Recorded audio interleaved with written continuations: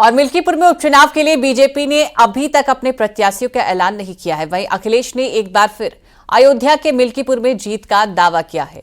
अयोध्या से एसपी सांसद अवधेश प्रसाद के बेटे अजीत प्रसाद पहले से ही प्रत्याशी घोषित है। मिल्कीपुर के लिए उम्मीदवार 17 जनवरी 2025 तक नामांकन दाखिल कर सकते हैं।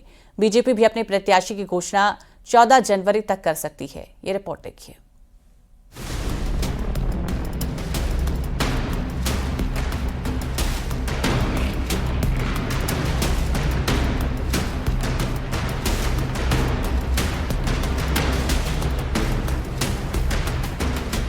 लोकसभा चुनाव में अयोध्या में मिली हार के बाद अब बीजेपी की निगाहें मिल्कीपुर उपचुनाव पर है।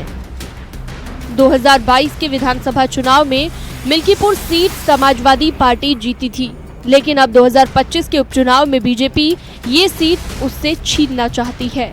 बीजेपी प्रत्याशी चयन को लेकर काफी गंभीर है। बीजेपी मिल्कीपुर उपचुनाव में नए चेहरे पर दांव लगा सकती है। मिल्कीपुर का उपचुनाव साल 2022 के चुनाव से बिल्कुल अलग होगा, क्योंकि इसमें बीएसपी और कांग्रेस दोनों मैदान में नहीं है। वहीं कांग्रेस इस उपचुनाव में एसपी के साथ खड़ी है। इधर मिल्कीपुर उपचुनाव के लिए 17 जनवरी नामांकन की अंतिम तारीख है। ऐसे में बीजेपी 14 या फिर 15 जनवरी तक मिल्कीपुर उपचुनाव के प्रत्याशी के नाम पर मुहर लगा सकती है। विगत 9 उपचुनावों में भारतीय जनता पार्टी ने 7 विधानसभाओं में विजय दर्ज की है। मिल्कीपुर में भी विजय दर्ज हो, इसके लिए संगठन और सरकार काम कर रहा है। विधानसभा स्तर पर विधानसभा संयोजक और प्रभारी की नियुक्ति की जा चुकी है। बूथ लेवल तक तैयारी चल रही है। डबल इंजन की सरकार के काम को जन जन तक पहुंचाने के लिए कार्यकर्ता एकजुट होकर काम कर रहे हैं। और प्रत्याशी का जहां तक सवाल है, हमारा प्रत्याशी कमल है और जल्दी ही भारतीय जनता पार्टी अपने अधिकृत प्रत्याशी की घोषणा भी कर देगी। समाजवादी पार्टी ने अयोध्या से सांसद अवधेश प्रसाद के बेटे अजीत प्रसाद को मिल्कीपुर उपचुनाव के लिए अपना प्रत्याशी बनाया है।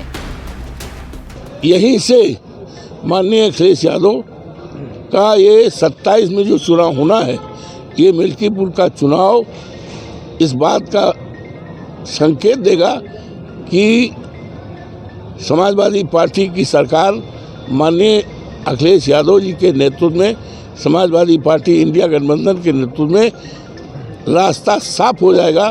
मिल्कीपुर से ही 27 में जो चुनाव होना है, समाजवादी पार्टी की शानदार सरकार माननीय अखिलेश यादव जी के नेतृत्व में बनेगी।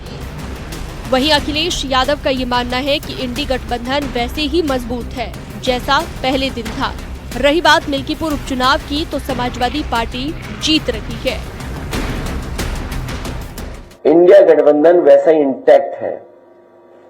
जो इंडिया गठबंधन शुरुआती दौर में जहां से बनना शुरू हुआ था कि वो रीजनल पार्टीज जो भारतीय जनता पार्टी का मुकाबला कर सकें, उन्हीं का साथ देना, उन्हीं के साथ खड़े दिखना है। मिल्कीपुर की पूरी तैयारी है। अयोध्या का चुनाव भारतीय जनता पार्टी फिर एक बार हारेगी। मिल्कीपुर के लिए उम्मीदवार 17 जनवरी 2025 तक नामांकन दाखिल कर सकते हैं, लेकिन वर्तमान में चल रहे खरमास के चलते प्रमुख राजनीतिक दलों के 14 जनवरी से पहले नामांकन दाखिल करने की संभावना कम है। बीजेपी ने अभी तक अपने प्रत्याशी की घोषणा नहीं की है। उम्मीदवार का चयन 15 जनवरी तक किया जा सकता है। न्यूज़ 18 के लिए ब्यूरो रिपोर्ट।